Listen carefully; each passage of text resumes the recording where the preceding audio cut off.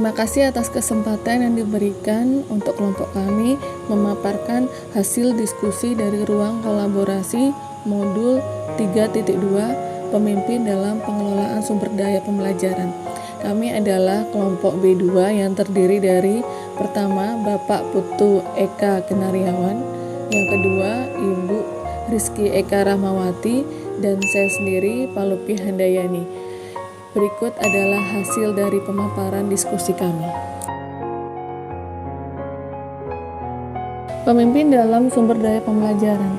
Pengembangan komunitas sekolah dengan pendekatan berbasis aset menurut Green dan Haynes tahun 2002 dalam aset building dan komunikasi development mengemukakan 7 aset utama, yaitu yang pertama adalah modal manusia, yang kedua adalah modal sosial, yang ketiga adalah modal fisik, yang keempat adalah modal lingkungan, yang kelima adalah modal finansial, yang keenam adalah modal politik, dan yang terakhir atau yang ketujuh adalah modal agama dan budaya. Modal manusia, sumber daya manusia yang berkualitas. Investasi pada sumber daya manusia menjadi sangat penting yang berhubungan dengan kesehatan, pendidikan, kesejahteraan, dan harga diri seseorang. Maka dari itu, kami menyimpulkan bahwa dalam modal manusia yang terdapat di sekolah terdiri dari guru, murid, kepala sekolah, pegawai TU, satpam, dan pengawas sekolah.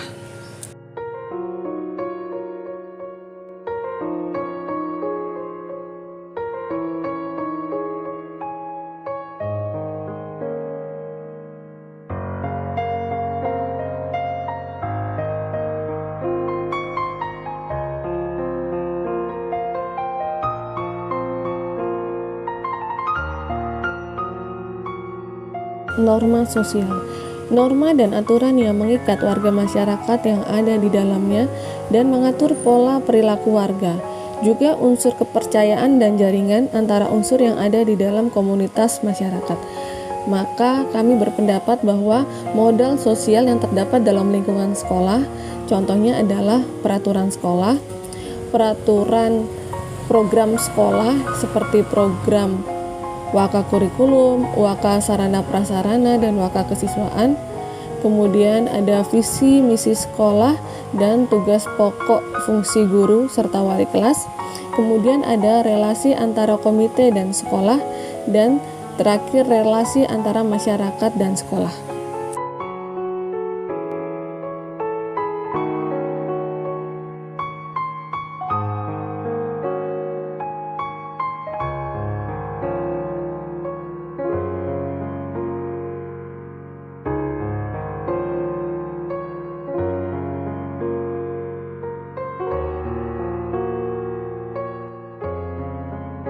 Modal fisik.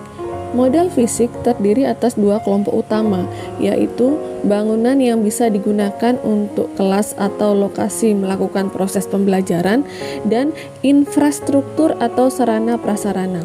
Maka kita berpendapat bahwa modal fisik yang ada di sekolah adalah terdiri dari gedung sekolah yang terdapat kelas, ruang guru, ruang TU, laboratorium, perpustakaan, UKS, dan ruang OSIS. Kemudian yang kedua ada lapangan upacara, yang ketiga adalah lapangan basket, yang kelima adalah aula, yang keenam sarana dan prasarana seperti wifi, seperangkat bangku dan meja guru serta murid, proyektor LCD, tiang bendera, komputer, alat peraga, ATK, riso, printer, seperangkat alat videografi, dan tempat cuci tangan. Dan yang terakhir adalah ruang ibadah atau padmasana.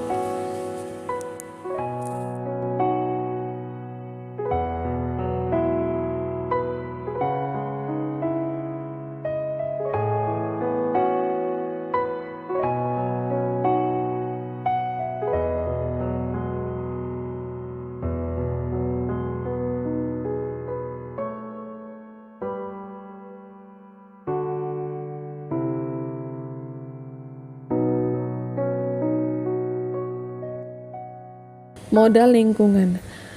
Bisa berupa potensi yang belum diolah dan mempunyai nilai ekonomi yang tinggi dalam upaya pelestarian alam dan juga kenyamanan hidup. Maka kami berpendapat bahwa modal lingkungan yang terdapat di sekolah kami terdiri dari kolam, taman, tanah kosong di sekitar sekolah, selokan, sumur, dan air.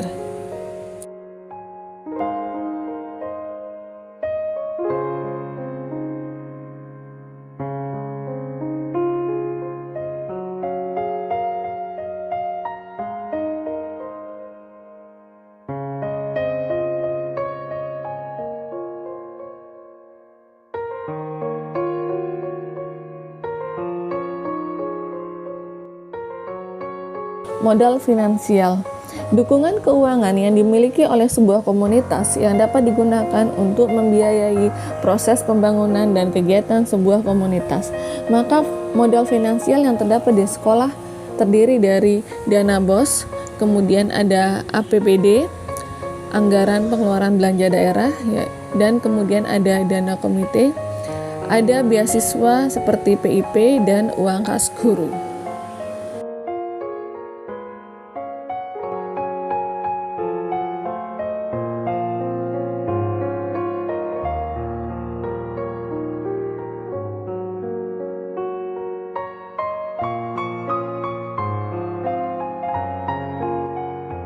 Modal politik.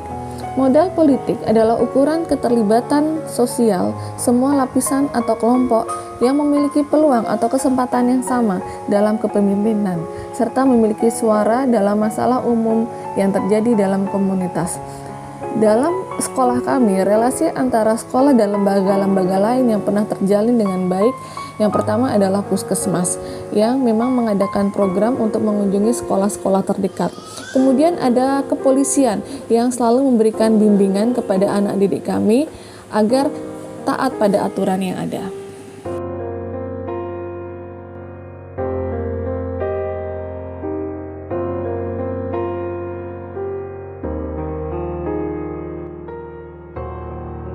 Modal agama dan budaya. Upaya pemberian bantuan empati dan perhatian, kasih sayang dan unsur dari kebijakan praktis, termasuk juga kepercayaan, nilai sejarah, makanan, warisan budaya, seni, dan lain-lain. Maka kami berpendapat bahwa modal budaya dan agama yang terdapat di sekolah kami, contohnya adalah dengan melakukan trisandya saat purnama dan saraswati di sekolah. Kemudian ada juga kegiatan yang baru-baru ini kita laksanakan, yaitu dalam memperingati Bulan Bahasa Bali dengan mengadakan Lomba Bulan Bahasa Bali.